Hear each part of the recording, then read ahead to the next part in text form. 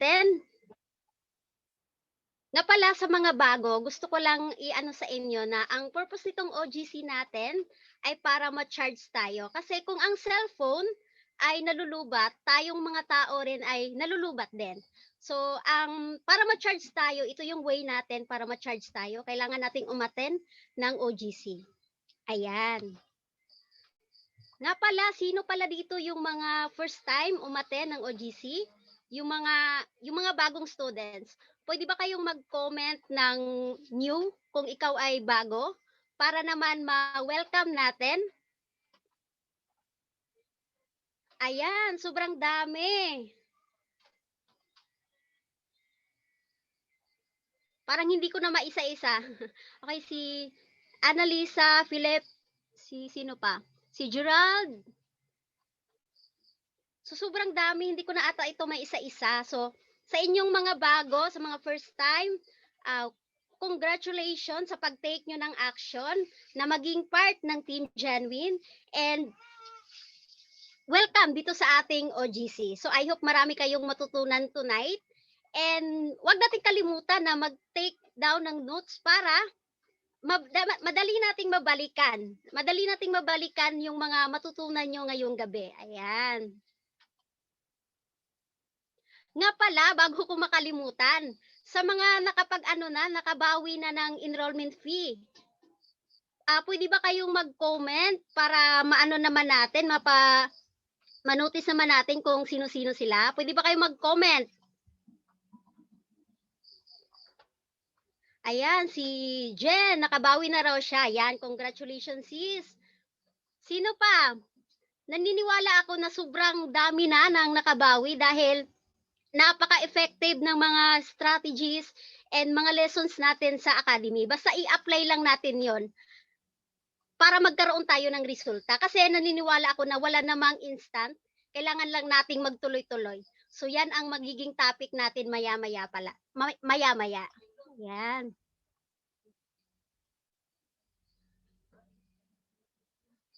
So i-share ko lang ang aking presentation. Nabulo na natuloy ako. I-share ko lang sa inyo yung presentation ko. Pakiano na lang kung nakikita nyo. Kita ba?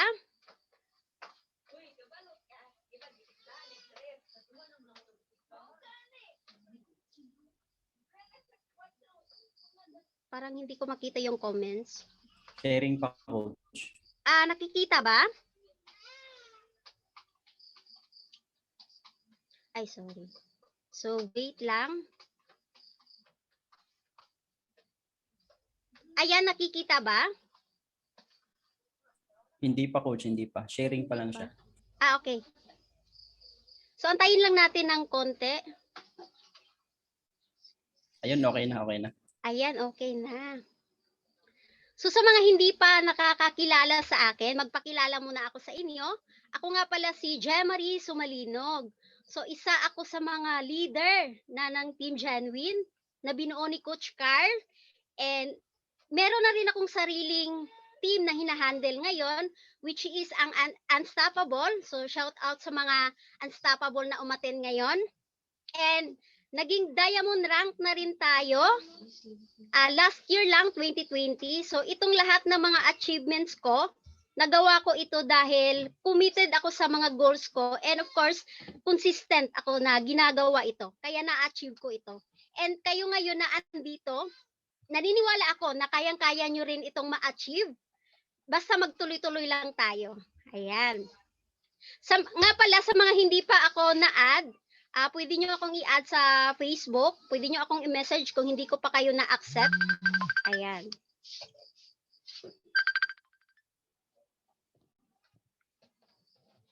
So, share ko lang sa inyo yung mga naging journey ko dito sa Team Genuine, yung mga naging achievements ko na.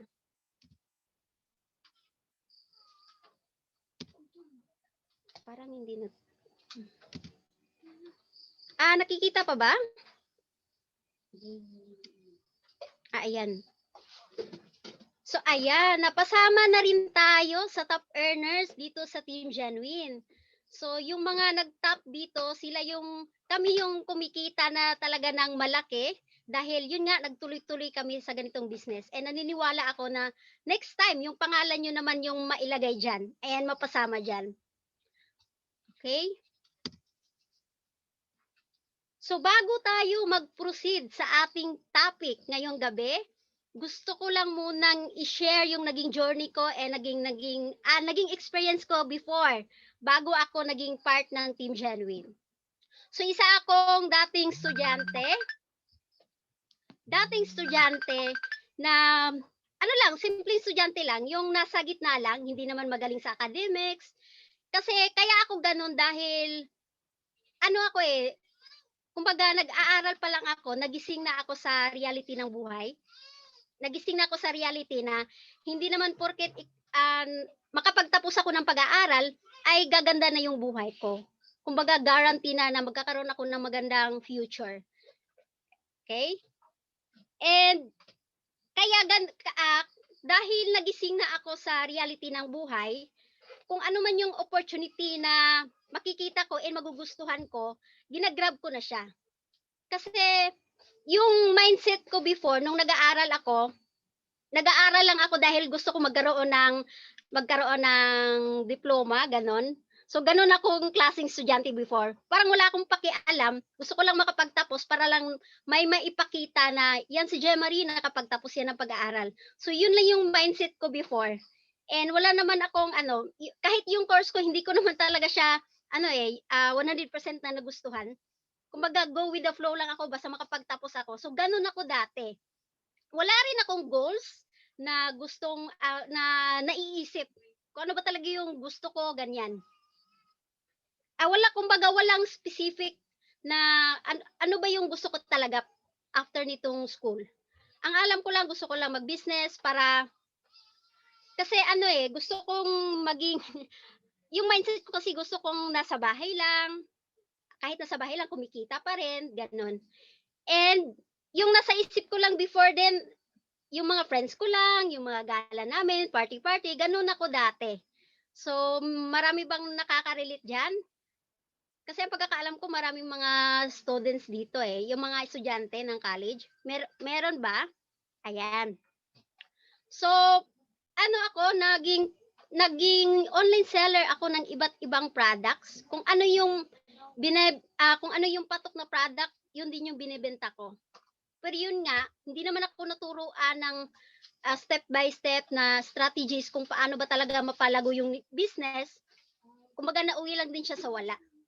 And wala ding money management, hindi din ako naturuan kung paano i-manage yung mga kinita ko. Kaya yun pa rin, walang pagbabago. Okay. And nag-fail din ako kasi yung mga product, para lang maibenta ko siya, para ma-dispose ko siya, pinapautang ko pa. And yung iba, hindi na nagbayad.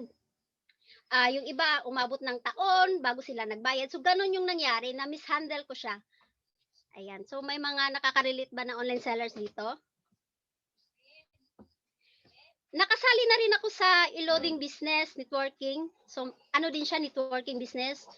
Yung mga binibenta namin is yung mga load sa television, gano'n.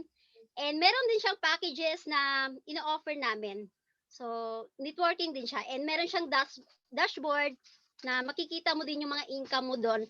Pero kaya lang, I think mga 2 years ako doon. 2 years akong tumagal. Tapos, di ko na siya tinuloy kasi marami na siyang palya yung system niya, ang hirap nang ma-access, ganon. So, nung simula, okay pa siya. Pero nung tumatagal, yun nga, ang daming palya. So, tinigil ko na siya.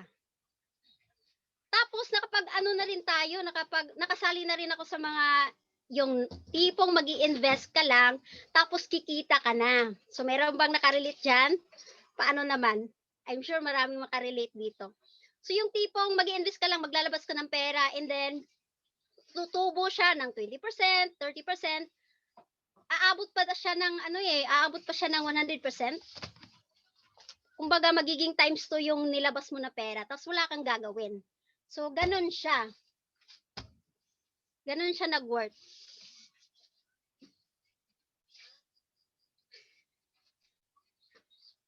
So ayan nga, I'm sure marami nakarelate sa inyo na mga ganung bagay. Alam ko na yung isip ko risk taker ako, ano ko 'to, papasukin ko 'to. Basta ang nasa isip ko lang kumita, gano'n ako dati. Kasi hindi naman ako naturuan ng tamang mindset sa pagbi-business. Kung ano lang yung meron na matutunan, kung ano lang yung meron na sa tingin ko kikita ako, gina-grab ko siya. So gano'n ako dati.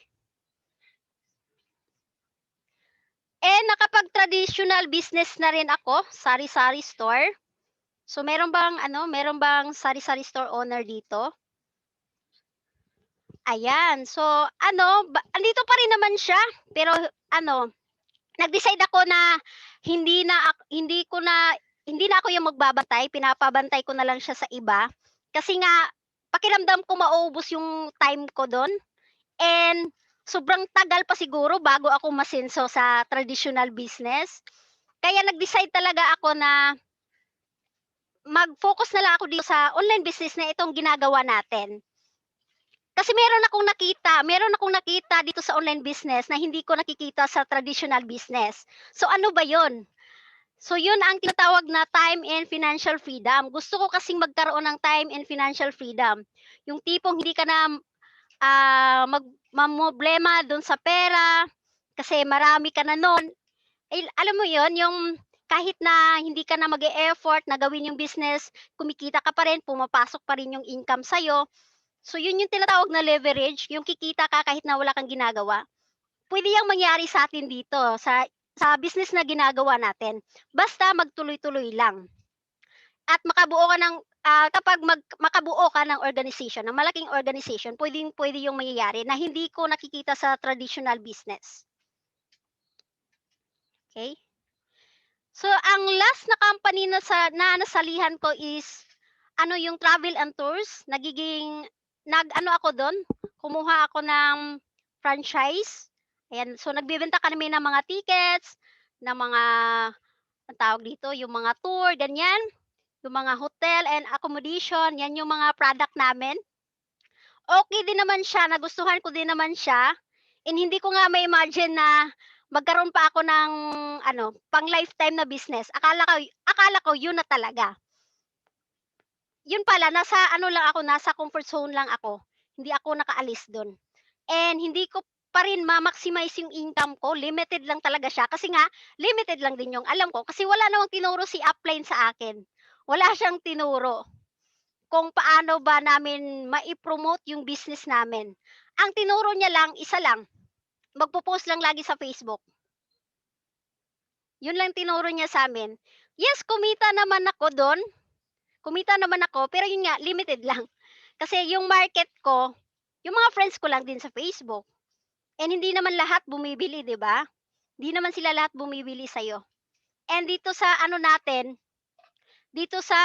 Team Genuine, may mga advanced na modules na pwede nating ma-access para magkaroon tayo pa ng mas maraming customers.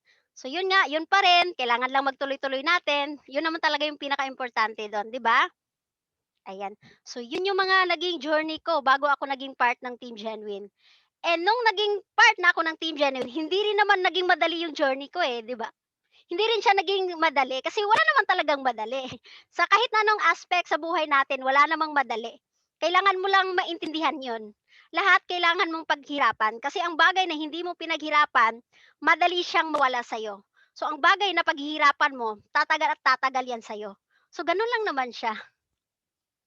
And 'yun yung naintindihan ko kaya dito pa rin ako ngayon sa Team Genuine. So ayan, so mag-proceed na tayo sa ating topic. So ang topic natin ngayong gabi ay dalawang C. So yung una ay commitment. So para sa inyo, winners, ano ba yung commitment? So walang maling sagot dito ha. Kung ano lang yung pumapasok sa isip nyo, i-ano nyo, pwede nyo bang i-comment kung ano yung nasa isip nyo kapag sinabing commitment? Ayan.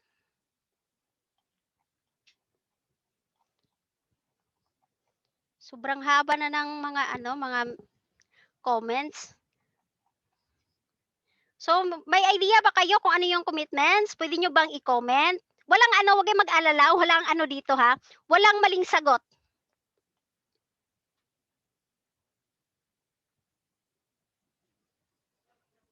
Ayun, galing kay John, do whatever it takes sa relationship po. So maraming types ng commitment sa sa relationship, sa business, sa work, gano'n.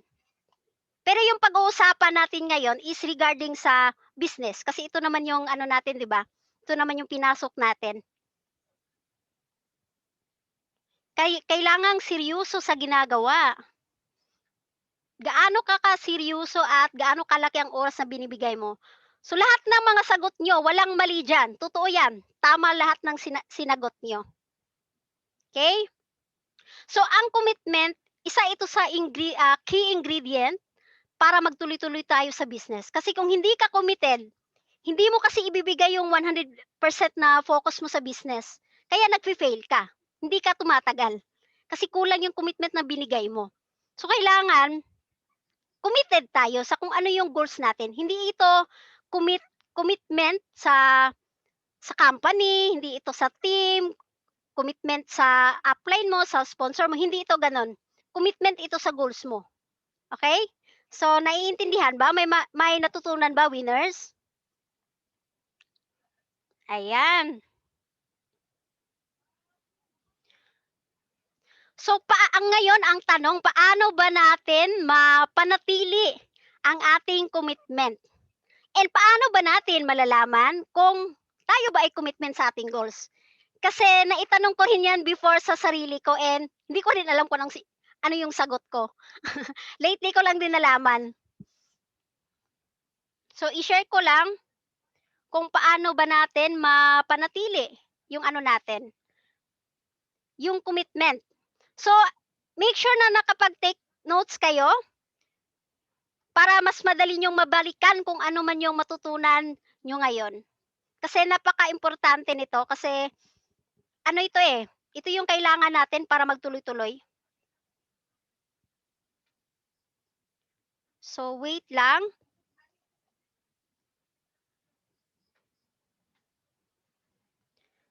Ayan, nakikita ba?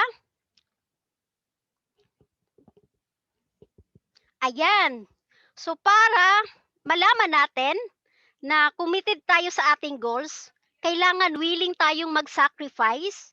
May mga bagay na kailangan nating i-sacrifice para ma-achieve natin yung goals na yon. So ano ba yung mga yung kailangan nating i-sacrifice?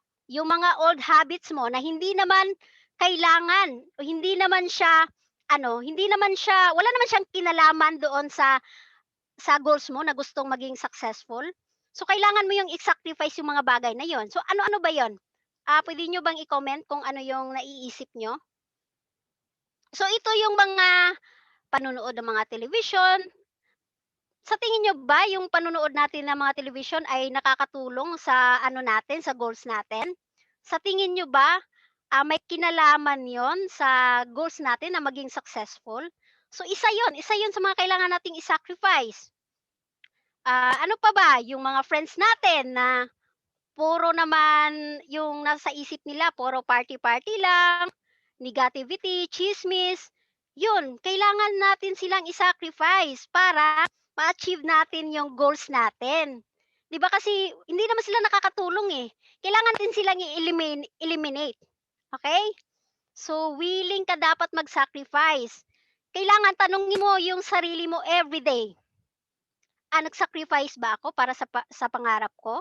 Itong ginagawa ko, may kinalaman ba sa kung ano yung gusto ko in the future? Wala naman, 'di ba? So, bakit mo siya ginagawa? Normal lang 'yun dahil yung ambience natin, yung culture natin, hindi naman tayo naturuan ng ganitong mindset, 'di ba? So, normal lang 'yun. Ngayon andito ka na sa Team Genuine, magpasalamat ka kasi na-open mind ka na, naiintindihan mo na hindi mo naman 'yun kailangan yung mga bagay na 'yun. Hindi siya madali sa simula, pero unti-unti matutunan mo rin siya and magugustuhan mo rin siya. So, 'yun. 'Di ba, for example, yung mga atleta, para maipanalo nila yung ano, yung palaro, 'di ba kailangan nilang mag-sacrifice? 'Di ba nag-undergo sila ng training, pinakamahirap na training para lang gumaling sila? 'Di ba nag-sacrifice sila? Hindi lang yung puro yung ano, yung pa-easy-easy, nag-sacrifice sila para maipanalo nila yon kasi gusto nilang manalo, eh. So, same with our business, gano'n din. May mga bagay na kailangan nating i-sacrifice. So, another example sa military, 'di ba? Committed sila doon sa ano, committed sila doon sa work nila. And ang masaklap dito, yung ano nila, yung life nila mismo willing nila i-ano, sacrifice dahil dun sa work nila. 'Di ba alam naman natin 'yon sa military, yung willing nila i-sacrifice yung life nila dahil committed sila doon sa work nila, 'di ba? And dito sa business natin, 'di mo naman kailangang i-sacrifice yung buhay mo. Yung mga maling ginagawa mo lang yung kailangan mong i-sacrifice, 'di ba? So ayun, so I hope marami kayong natutunan do'n. So pangalawang key para malaman natin kung talaga bang committed tayo and paano natin mapanatili na yung commitment. So purpose. So kailangan ano, maghanap tayo ng meaning, pero meron na 'yan, eh. Bawat isa sa'tin meron at merong purpose bakit ginagawa natin yung isang bagay, tama? Kasi 'di ba nung pumasok kayo dito sa Team Genuine, meron namang questionnaire doon na kung ano, kapag kumita ka dito, ano ba yung puwedeng maitulong sa'yo, sa family mo. So yun, puwede mo siyang gawing ano, purpose kung bakit mo 'to ginagawa. So yun naman talaga 'di ba, yung purpose natin. Yung purpose natin, tama? So yun, ang purpose nito, para every time na may dumating sa'yo na challenges and mga struggles habang ginagawa itong business natin, which is normal naman siya, 'di ba? Balikan mo lang 'yon, balikan mo lang yung purpose mo. Yung tinatawag na reason why, balikan mo lang siya. So, para ano, para maano ka ulit, ma-remind, para saan ko ba 'to ginagawa? Bakit ko ba 'to gustong gawin? 'Di ba yung mga common, para sa family, dahil gusto ko silang matulungan, maiahon sa kahirapan, 'di ba gano'n? So, may kanya-kanya tayong reason why. So, ngayon sa mga bago, kung wala pa kayong reason why, hindi niyo pa alam, okey lang 'yan. Ngayon, isulat isulat niyo diyan sa papel, sa notebook, kung saan man 'yan, kung ano yung reason why mo, kung bakit mo 'to ginagawa, kung bakit ka pumasok dito, kung hindi mo pa alam. Kung sakaling hindi mo pa ano, wala pa sa isip mo yung mga gano'n. Kasi baka may ilan dito na pumasok lang dahil nakisabay, 'di ba gano'n? So, example lang 'yon. So, kung hindi mo pa alam, alamin mo na siya. Para babalikan mo 'yon kapag nakaranas ka ng mga rejections, struggles, challenges. So ayan, na-gets ba? So pangatlong key para ano natin, mapanatili natin ang ating commitment dito sa business natin. So, determinado. Dapat determined tayo, 'di ba? Determined tayo sa ginagawa natin. Ito yung tipong kahit na magkaroon ka ng mga challenges, hindi mo babaguhin yung goal mo. Kasi na-experience ko kasi 'yan, pakiramdam ko sobrang taas nung goals ko, na plano ko sana siyang baguhin kasi baka hindi ko talaga kaya. So, yung gano'ng tipo, dapat ano tayo, determinado dun sa goals na yon na ano natin, na i-set natin na goals. Kahit na anong mangyari, tuloy-tuloy ka pa rin, wag mong babaguhin yung kung sa tingin mo walang pagbabago sa buhay mo, walang pagbabago, wala ka pang result sa ginagawa mo, baguhin mo yung ano mo, baguhin mo yung strategy mo, yung mindset mo, baka hindi pa yan naibago, itama mo yan. Yun muna yung i-focus mo, yung self-development, yung mindset mo, yung mga habits mo, yun muna yung baguhin mo. Kasi yun talaga yung ano, eh, yun talaga yung nauuna bago ka bago ka mabigyan ng result, tama? So kung hindi mo pa nakuha yung result, yung goals na gusto mo, ibig sabihin kulang ka pa nun. Kailangan mo munang maano yon, maipasa, 'di ba? Ayan, so I hope maraming natutunan. So gising pa ba ang lahat? Baka may nakatulog na. Gising pa ba? Pa-comment naman ako ng gising kapag gising ka pa, para malaman natin kung sino yung tulog. Ayan.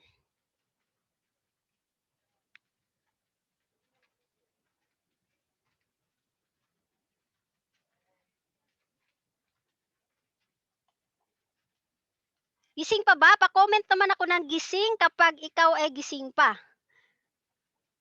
So ayan, 167 participants na tayo. So ang dami na, no? Ayan, gising pa.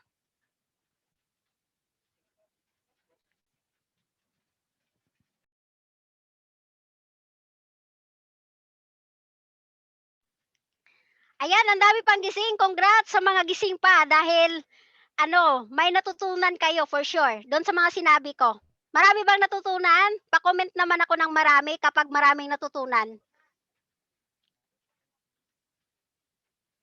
Ayan. So, proceed tayo sa ating topic.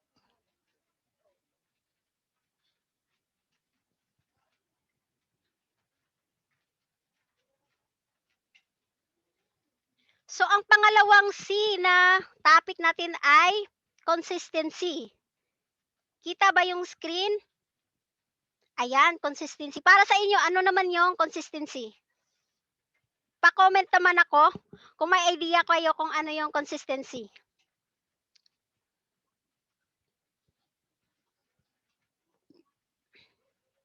So, ang consistency, syempre, consistency is the key, di ba? Consistency, kailangan nating magtuloy-tuloy sa ginagawa natin para ma-achieve natin yung mga goals natin sa buhay. Kasi kailangan mong maging consistent para ma-master mo yung bagay na gusto mo, di ba? Para makuha mo yung bagay na gusto mo. For example, yung mga magagaling na singer. Kasi hindi naman lahat talagang, hindi lahat ng singer, magaling na talaga sila. Hindi lahat. May iba na na-develop lang nila. Dahil consistent nilang ginagawa. Tama ba? Hindi lahat.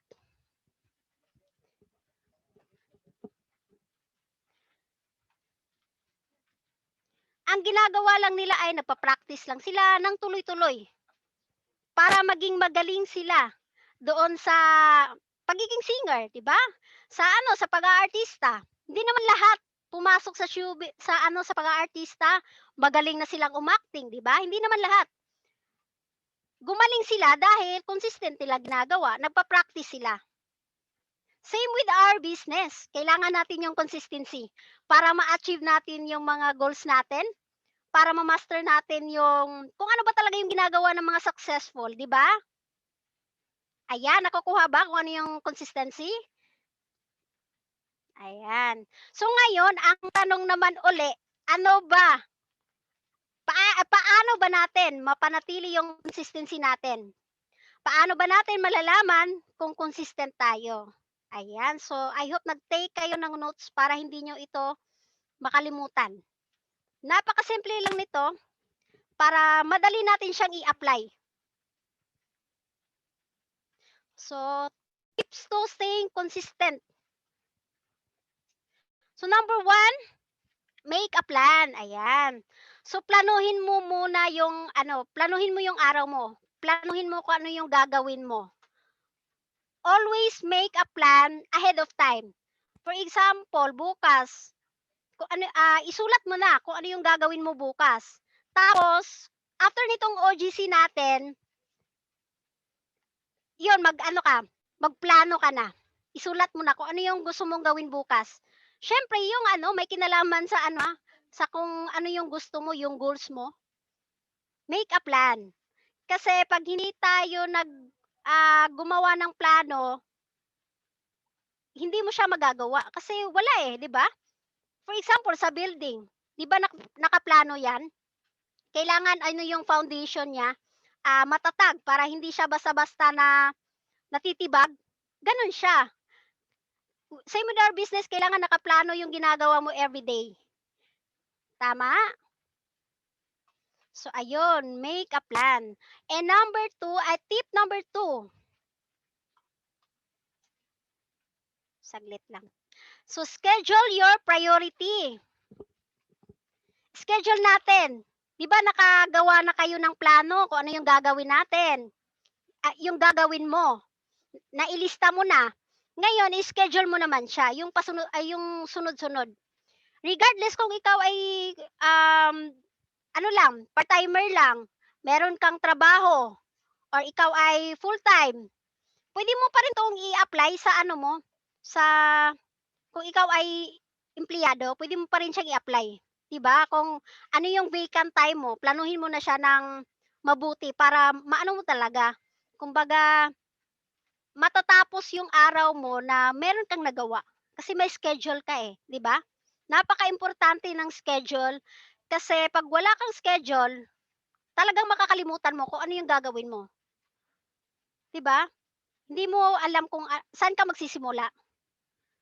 So, pag meron kang plano, naka-schedule na yung gagawin mo, yung activities mo, umaga pa lang alam mo na kung anong gagawin mo. Ganitong oras maliligo na ako, kakain na ako, papasok na ako sa work, tapos pag-uwi ko, hahataw ako sa business, mag-prospecting ako, 'di ba ganon? 'Di ba magiging yung araw natin? Magiging mas maganda kapag naka-schedule siya. So, nagets ba? Nakuha ba? Ayan. Nga pala, bago ko makalimutan, mag-set ka ng alarm para hindi mo siya makalimutan yung schedules mo. Kasi sa simula, hindi pa siya automatic sa'yo, makakalimutan mo pa siya. Kasi hindi mo naman siya ginagawa before eh. Hindi mo naman, kumbaga, bago siya sa'yo, kaya kailangan mo mag-alarm para ma-remind ka na may gagawin ka, naka-schedule, ganyan. So, kailangan mong ma-remind, mag-alarm ka, mag-set ka ng alarm sa cellphone mo para alam mo kung ano yung sunod-sunod na gagawin mo sa araw na yan. So, nagets ba? Ayan. And tip number 3, make your daily activities a habit. So, di ba nakagawa na tayo ng plano, ng activities na gagawin natin, naka-schedule na siya, naka-alarm na siya. Ngayon, ang gawin mo yung habit. So, ano ba yung habit? Yung habit, nagiging automatic na sa'yo. Hindi mo na kailangang ma-remind, hindi mo na kailangan yung alarm. Kumbaga, mas nauunahan mo na yung alarm kasi nagiging habit na siya sa'yo. Diba? Nung una, ito, pag gagawin mo tong sinasabi ko, kung first time mo gawin to, maiilang ka pa, hindi ka pa komportable. Kasi hindi mo naman siya, hindi mo pa siya nakasanayan. Pero kapag nakasanayan mo siya, nagiging habit na siya sa'yo, magiging madali na lang siya sa'yo. Magugustuhan mo siya. Hanap-hanapin mo na siya. So example, 'di ba, nung pinanganak tayo, hindi naman natin alam kung paano mag-toothbrush, hindi naman natin alam kung paano maligo. Tinuruan tayo ng parents natin, 'di ba, tinuruan tayo. Hanggang sa hindi natin namamalayan, nagiging habit na natin siya. Automatic na siya, na program na siya sa utak natin na ito yung gagawin ko, na hindi mo na kailangang ma-remind, 'di ba? Pag ikaw naliligo sa umaga, na ka pa rin ba? Parang naiilang ka pa bang maligo? Pakiramdam mo ba parang ay ko maligo, ganon? Siguro pag maulan kasi maginaw. Pero siya eh, automatic na siya. Nagiging mandatory na siya sa'yo. So, ganun yung habit. Automatic na siya sa'yo, na-program mo na siya sa isip mo, di mo na kailangan ma-remind, mas nauunahan mo na yung, yung alarm mo. Ganun siya nag-work. So, nagigets ba? Marami bang natutunan, winners? Ayun. Naniniwala ako na marami kayong natutunan ngayon. So, last but not the least, ang tip number 5, number 4 pala. Ayan, nakalimutan. Tip number 4, reward yourself for small wins. yung mga konting achievements natin, i-reward natin yung sarili natin. Kumbaga practicein natin yung gratitude, yung nagpapasalamat tayo kahit yung mga nakukuha nating blessings every day. Pinapasalamatan natin siya, yung nagbibigay ka ng reward sa sarili mo. For example, nakabenta ka ng ilang bottles ng spirulina, 'di ba? Halimbawa, nag-goal ka na dapat ngayong buwan na 'to makabenta ako ng 10 spirulina. So 'pag nagawa mo 'yon, bibigyan mo ng reward yung sarili mo. Para mas maganahan ka na mag-set ulit ng goals. Kasi alam mo na may reward ka, 'di ba? So gano'n siya. Kailangan nating i-reward yung sarili natin. Kumbaga nagiging grateful tayo, naging thankful tayo sa kung ano yung na-receive natin. Kasi nakikita yan ng universe. Kumbaga nag-ano yan eh. Kung ano yung kung ano yung pinapakita mo, yun din yung ibibigay sa ng universe. Kung hindi ka thankful sa maliliit na bagay, ibig sabihin, hindi ka rin magiging thankful sa malalaking bagay, kaya hindi niya ibibigay sa'yo. Ganun siya. So, di ba, example, yung bata, pag binigyan mo siya ng candy, for example lang, tapos, nagagalit pa yung bata kasi ito lang, candy mo lang yung binigay mo sa akin. Ikaw ba magaganahan pa na bigyan siya ng candy next time? 'Di ba hindi na? Kasi ano ba 'yan, hindi na lang siya naging thankful, ganyan. Hindi na lang niya na-appreciate yung binigay mo. So gano'n nag-work yung universe natin. So kung hindi ka thankful sa maliit na bagay, hindi ka bibigyan ng malaking mga achievements. So matuto tayong maging thankful sa mga nare-receive natin. Clear ba? Ayan. So, yun lang naman yung mai-share ko sa inyo, winners. I hope marami kayong natutunan kahit hindi naman ganun kahaba yung training natin. So, ngayon, since may oras pa tayo and may time pa tayo para sa Q&A, pwede tayo mag-entertain ng mga questions. Pero ano lang ha, regarding lang muna dito sa ating topic. Kasi yung mga technical, pwede natin yang itanong sa ating sa, sa ating mga coaches, ganun. Ngayon, ang itanong nyo, ano muna, regarding muna sa ating topic. Ayan.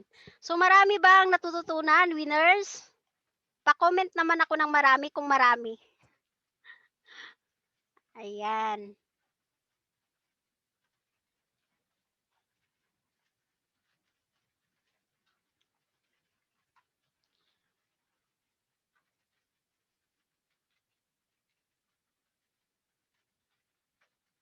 May gusto bang magtanong regarding sa ating topic ngayon?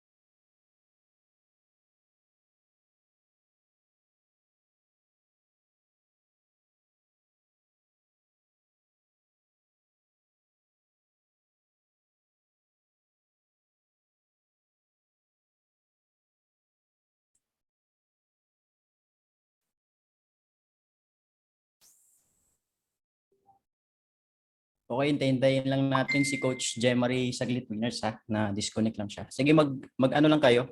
Yung mga questions nyo, i-type nyo lang dyan. Ilista ko na lang.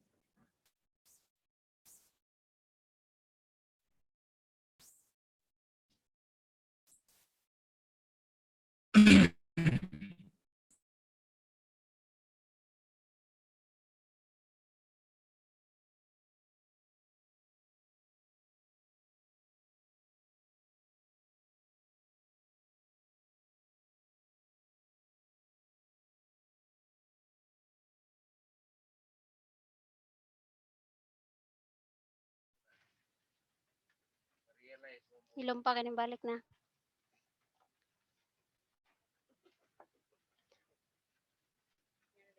Hello, rinig ba, winners? Pasensya na kayo kasi nawala ako nawala ako bigla. Na-disconnect ako, pasensya na. So ayan, meron bang mga katanungan? I think hindi ko na mababasa yung mga dating mga tanong. Coach Jake, pwede bang pasuyo kung may mga question kanina na hindi ko nakikita ngayon? Oh, meron po. Meron, coach. Ano, babasahin ko na lang. Sige. Paano maging consistent pag maraming humahadlang or distractions, coach? Paano Paano magiging maging consistent pag maraming humahadlang or distractions? Ayan. So, paano maging consistent kung ang daming distractions and humahadlang? So, ganito lang yan. Yang mga bagay na yan, normal talaga yan. Andyan na yan eh. Hindi na talaga natin yan maiiwasan. So, ngayon, ikaw yung umiwas sa kanila. Iwasan mo yung mga taong ganun. Diba? Kumbaga, ikaw yung mag-adjust. Kasi nga, hindi naman yung pangarap yung mag-a-adjust sa'yo. Ikaw naman yung mag-a-adjust dun sa pangarap mo.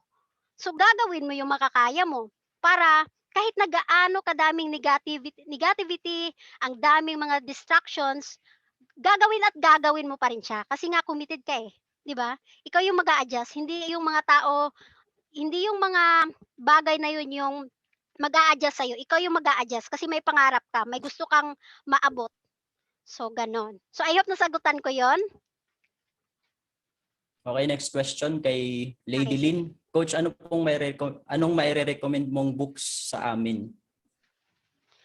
Maire-recommend na books, so yung yung mga books ni Ching Kitan, so sobrang laki talaga ng tulong nun sa akin. Lalong-lalo na sa mga baguhan. So yun, i-ano nyo lang na makikita natin sa Shopee, sa Lazada yung mga books niya. And yung books na yung Think and Grow Rich, yon basahin natin yon. Sobrang laki din ng maitulong nun sa atin. Ayan. Yun, next question.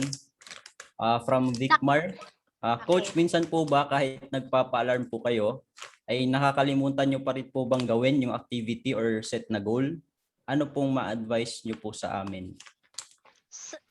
Ako kasi nagiging habit ko na siya kasi mga 1 year ko na din siyang ginagawa. Automatic na siya sa akin, hindi ko na nakakalimutan. Mas nauunahan ko pa yung mga alarms ko, mga schedules ko. Alam ko na itong oras na 'to meron akong schedules. So dagdag reminder na lang din yung alarm kung in case lang, pero wala pa naman akong na nakalimutan ko talaga. So ano lang, para ma-form natin yung habits natin, ma-master natin yung ginagawa natin, at least tuloy-tuloy ka sa consistent mong ginagawa yung bagay na yon within 66 days, yun yung pagkakaalam ko, or 2 months, na consistent mong ginagawa yung isang bagay para magiging habit mo na siya and hindi mo na siya makakalimutan, automatic na siyang nakaprogram sa isip mo. So yun yung maano ko sa'yo, Vicmar, dun sa tanong mo. Next question from AJ. Coach, paano kung unti-unting nawalan ng commitment? Ano po yung magsisilbing reminder para maganahan ulit? Ayan, so ito na ano ko rin kanina nabanggit. Kapag unti-unting nawawala yung commitment natin, balikan lang natin yung purpose natin kung bakit natin ginagawa yung isang bagay. 'Di ba? Balikan mo lang yung reason why. Kaya sinabi ko kanina na isulat mo kung ano yung reason why mo, kung ano yung purpose mo kung bakit mo siya ginagawa. Para pag nawawala yung gana mo, balikan mo na lang ulit 'yon. Magagawa ko pa rin ba ito na makatulong sa family ko? Kung ititigil ko 'to, ano na lang mangyayari? Hindi ko maibigay sa kanila yung buhay na gusto ko kung hindi ko 'to itutuloy. Yun lang. Next Ayan. question from Rowena. Coach, ask ko lang po yung nag-uumpisa pa lang kayo sa Team Genuine tapos wala po kayong result. Ano pong ginagawa nyo para magka-result at tumibay ang pananalig sa Team Genuine? So, nung nagsisimula ako sa Team Genuine, yun nga nabanggit ko kanina, wala naman talagang instant, 'di ba? So, kailangan lang nating maintindihan yun. Yun nga, tuloy-tuloy lang yung pag-apply ng mga natutunan natin sa Team Genuine. Magtanong din tayo sa mga leaders natin para dagdag kaalaman, sa mga coaches natin. Tuloy-tuloy lang talaga and ito pinakaano ko sa inyo, para magkaroon tayo ng resulta, i-apply lang talaga natin yung mga natutunan natin sa Team Genuine ng tuloy-tuloy. Nang tuloy-tuloy talaga siya para makuha natin yung result and i-ano natin yung mga kakailanganin natin na mga, para madagdagan natin yung mga ano natin, knowledge and skills, kailangan natin ma-access yung ibang module sa academy. So yun yung ginagawa ko, hindi naman ako sumuko kahit na hindi naman gano'n kalaki yung result ko before nung nagsisimula ako. Basta tuloy-tuloy pa rin ako and gumawa ako ng paraan para ma-access ko yung ibang module para madagdagan yung kaalaman ko kasi yun yung kulang sa akin kaya hindi ako nagkaresulta. Yung kaalaman, yung mga techniques, so lahat ng yan nasa academy, sa mga OGC natin, ano natin yan. So tuloy-tuloy lang and laging umattend ng OGC para magkaroon tayo ng mga daming learnings na pwede nating i-apply, yan. So next question, Next coach. question from Maritis. Paano ba maging consistent about sa pagpo-post? Kasi minsan di mo alam kung ano ang ipopost mo, lalo na kung walang products na kasama, coach. Dito po ako napapahinto. Napapahinto regarding sa pag-post. Ito sa ano naman sa academy natin 'di ba, wala naman talagang sundin lang natin 'yon. Hindi naman ano 'di ba, hindi naman tayo tinuruan na magpo-post ng mga product kasi may rason 'yon 'di ba? 'Pag nagpo-post tayo ng product, wala naman ang tao kasi wala namang pakialam sa product natin na binebenta. Yung, yung gusto nila is yung result, kung ano ba yung maitutulong ng product sa kanila. So napaka-effective nung ano, yung nag-a-approach tayo through Messenger. So yun effective yun. Baka hindi mo yun ginagawa, tapos yung ginagawa mo, nagpo-post ka, tapos wala naman yun sa ano natin, 'di ba, sa academy. Pwede tayong mag-post pero yung pa-curious sa mga tao. So gano'n.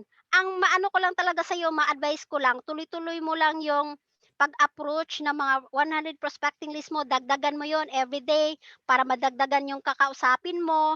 Tapos follow up, napakaimportante ng follow up. So yun lang. Okay, next question San from Vicente. Ask ko lang po, paano po pag mababa po yung self-esteem? Paano po magbenta? Ano po yung gagawin? Paano magbenta? Mababa ang self-esteem. So ako nagsisimula ako, sobrang mahiyain ko din talaga.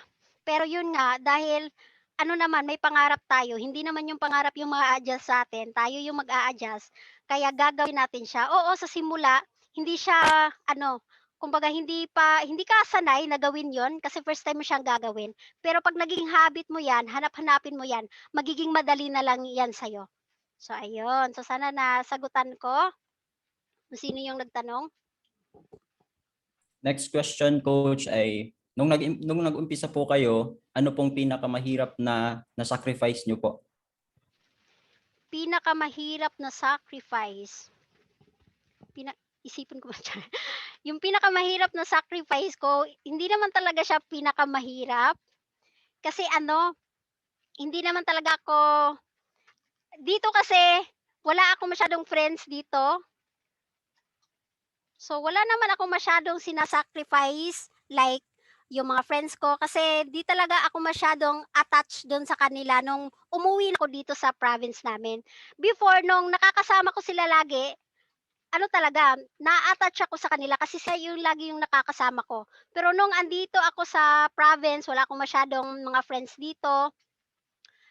Yung sinasacrifice ko na lang siguro yung mga old habits ko na hindi naman nakakatulong sa akin. So yung nabanggit ko kanina, kung dati nanonood ako ng mga television, hindi na ako nanonood ngayon. So yun yung sinasacrifice ko before.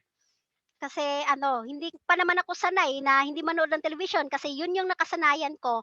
Ngayon hindi ko na rin siya hinahanap kasi hindi ko naman siya kailangan. So yung hinahanap ko is yung paghata, pag-follow up, kumakausap ng prospect, ganyan. Next So, question from Rogelio. Ano pong ginagawa nyo po nung first time nyo pong sumali sa online selling? ginagawa ko sa first time kong sumali sa online selling.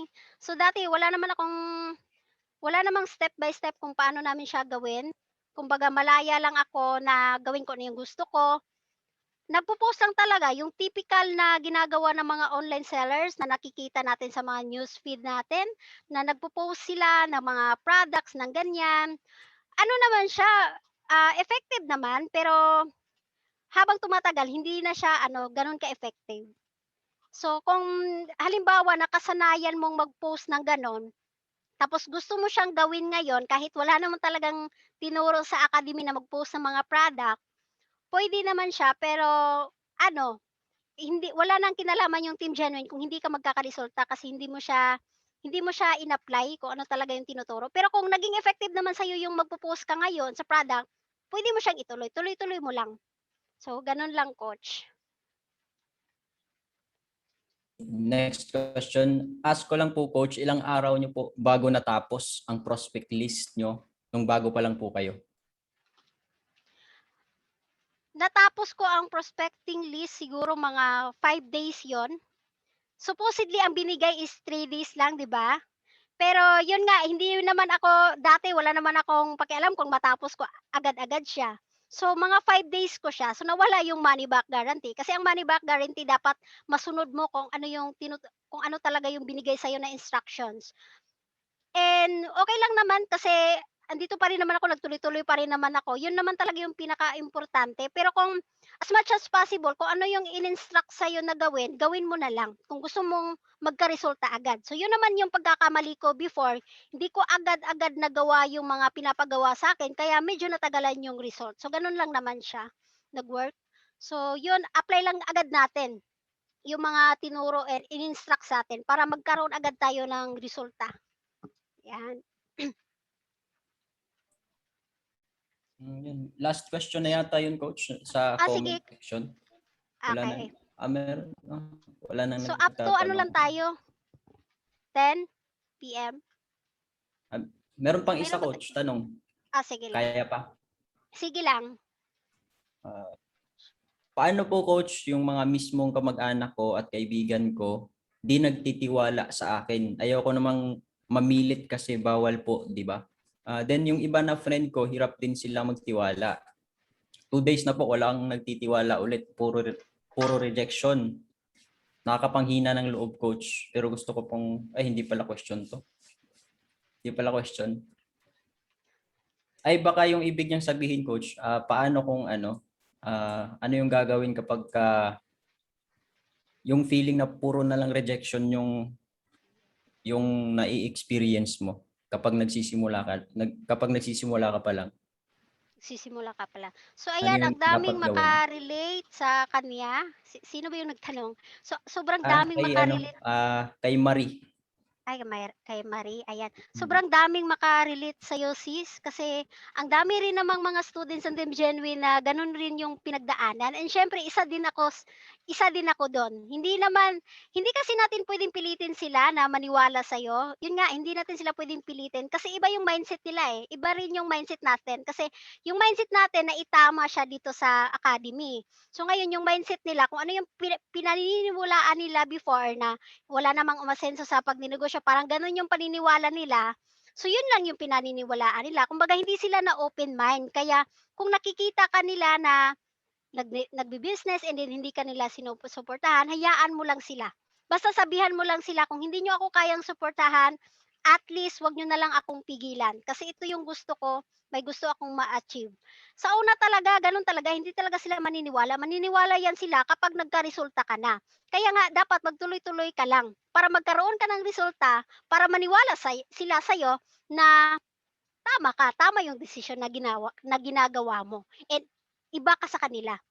'Di ba? Tuloy-tuloy lang talaga para magkaroon ng resulta kasi ano na lang 'yan, eh, yung mga gano'ng tao ano lang yung kapalit diyan, eh, ang tawag dun nakalimutan ko na, yung pera lang yung katapat. 'Pag may pera ka na, susuportahan ka na niyan. Kaya dapat gawin mo yung motivation na magtuloy-tuloy para kumita, para maniwala sila sa'yo na tama ka sa ginawa mong desisyon. Tama? Plak, ayun may nag-comment. Plak, pera lang ang katapat sa mga taong hindi naniniwala sa atin.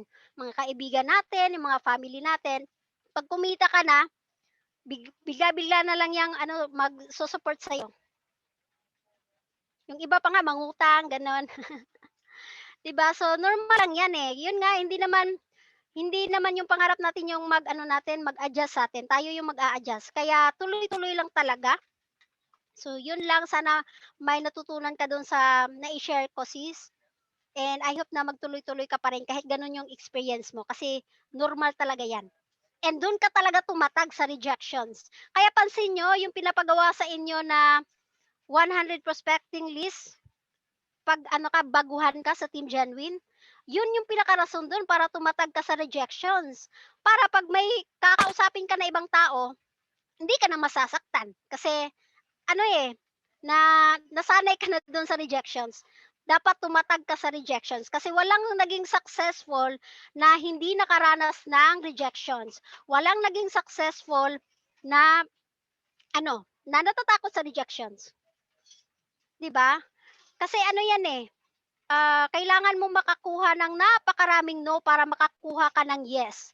Parang naghahanap ka ng ginto, 'di ba nagbubungkal ka, naghahanap ka ng ginto. Ano ba yung pinakamarami mong mahukay do'n, 'di ba yung lupa? Yung lupa, yun yung mga rejections, kaya madami talagang rejections. And yung ginto, sila yung mga prospect na bumibili talaga, nagtitiwala. So, sa tingin mo, ano ba yung pinakamarami mong mahukay, ginto or yung lupa? 'Di ba yung ano, yung lupa, so yun yung rejections. Kaya dapat maintindihan mo, eh, dapat maintindihan mo kung ano ba yung purpose ng rejections para tumatag ka, para gumaling ka. So ganun, kailangan lang talaga, eh, nasa mindset lang talaga. Kailangan mo lang talagang maintindihan na normal yun para magtuloy-tuloy ka. Ayun, so sana maraming natutunan. So I think that's all for tonight, winners, kasi mag-10 na. So I'm sure yung iba antok na rin. Ayan, so I hope marami kayong natututunan and assignment kung ano yung kung ano yung natutunan niyo ngayong gabi, kung ano yung tumatak sa isipan ninyo, puwede niyong i-comment sa group chat natin para yung iba ma-curious sila kung ano yung kung tungkol saan yung training natin. 'Pag ano, kasi mag-ano rin tayo, magkaroon din tayo ng picture taking, puwede niyo ring i-post sa inyong mga wall kung ano yung caption na ilagay niyo, kung ano yung natutunan niyo para ma-curious din yung mga friends niyo sa Facebook, kung ano yung pinaggagawa mo para magkaroon ka na ng prospect, 'di ba? So ayan, gawin niyo yung ano, yung assignment ko sa inyo. So ayan, Coach Jake, puwede bang ano, ikaw yung mag-take ng selfie, ng picture, okey lang ba? Okay, sige, sige coach. Ako na. Ayun, Okey, labasan sige. na. Ilabas na natin yung mga ano, yung mga mukhang payaman. Ayun, no. Wait lang ha. Ready ko lang yung ating stage. Ilang? 7? Ang dami natin. Grabe, congratulations. Sige. Power payaman post no sa mga bago ganito. Yung mga ganito mag-post, yung mayaman. Tsaka naka-smile syempre. Okay? Wait lang. 1, 2, 3. Smile. Baba muna, baba muna. Ayun, next batch. Post. 1, 2, 3, smile. Dapat may smile ha para ano, kumpleto yung pagyaman. Ayun. Next, bibilisan ko na lang, ang dami kasi. Post na lang ng post. Next.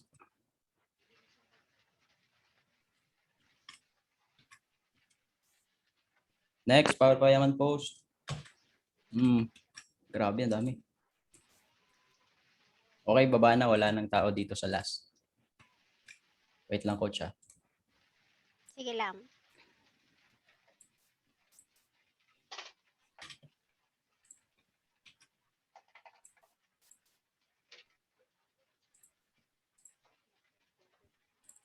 Ayun, okay na coach. Ayos na.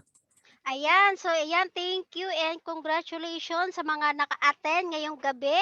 gawin lang nating habit yung pag-attend lagi ng OGC kasi sobrang laki ng maitulong nito sa atin lalong-lalo na kung ikaw ay nagsisimula pa lang kasi kami mga leaders gano'n din kami nagsimula, uma-attend lang kami lagi ng OGC para mabago namin yung mindset namin and yung magkaroon ng development sa sarili. So, kayong mga nagsisimula, gawin niyo lang habit yung pag-a-attend natin ng OGC, ayan. So, thank you sa mga umattend and good night, bye-bye.